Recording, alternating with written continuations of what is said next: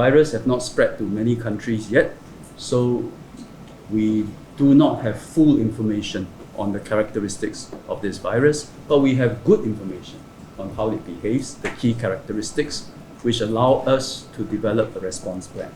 So things can change as we understand the virus better as the situation evolves. And so our plans may have to adapt over time, but as of now, I think we have quite a comprehensive plan. I would say, bottom line is this. I think we were right to be worried about Mpox clade 1. WHO was right to have declared it a PHEIC, but we think this is likely to be a troublesome virus that we can manage. It will very unlikely lead to the kind of disruption that happened during COVID-19. Number one will be border measures. Since COVID, we have never gotten rid of electronic declaration when you arrive in Singapore. It's precisely for a situation like this. We have enhanced the electronic health declaration through the SG arrival card. Travelers now, for those who have recently traveled, you will notice we do ask very prominently, do you have rash? We've started that for some time. And to also declare other Mpox-related symptoms, as well as your travel history to affected areas. We have put in place temperature and visual screening for symptoms for persons arriving from higher risk areas, both at the air as well as the sea checkpoints. Symptomatic travelers, they will be assessed by doctors at the borders and if necessary, transferred to hospitals for further assessment and testing. Second area will be contact tracing and quarantine. Mpox, as Mark has explained, has a fairly long incubation period, up to 21 days. And so cases may not be picked up at the borders, even if someone is infected. So chances are it will develop after they enter the border.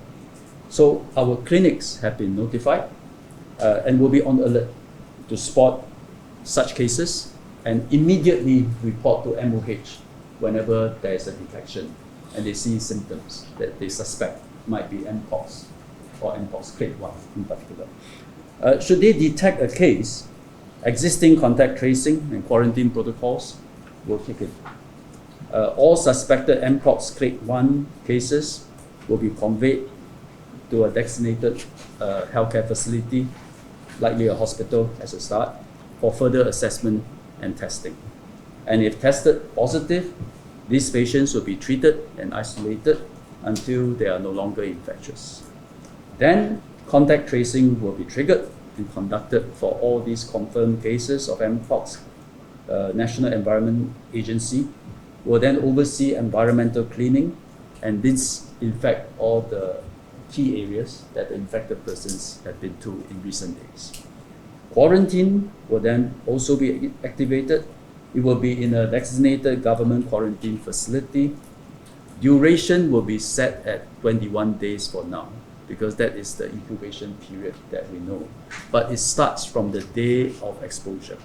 So for the great majority of people quarantined, not likely they will serve the full 21 days. So it starts from the last day of exposure to the confirmed case. So persons under quarantine will be offered vaccination to reduce the risk of infection. Third area, migrant workers dormitories. We have been working with the Ministry of Manpower to develop various contingency plans since COVID-19 pandemic, and some of the measures have been activated in the foreign workers dormitory. And this include one, wastewater testing. This is being conducted at 120 dormitories currently, and also at the onboard center. It can be a useful way to give us an early warning. Two, temperature and visual screening for newly arrived work permit holders at the onboard center. And thirdly, triggering existing protocols which will track, trace, isolate workers in the dormitories and to support workers in their recovery. We have also been working closely with MOE and ACDA to put in place contingency plans since the COVID-19 pandemic. Schools have actually quite effective existing protocols to manage outbreaks, such as hand-foot-mouth disease, and they are relevant in countering Mpox clade 1.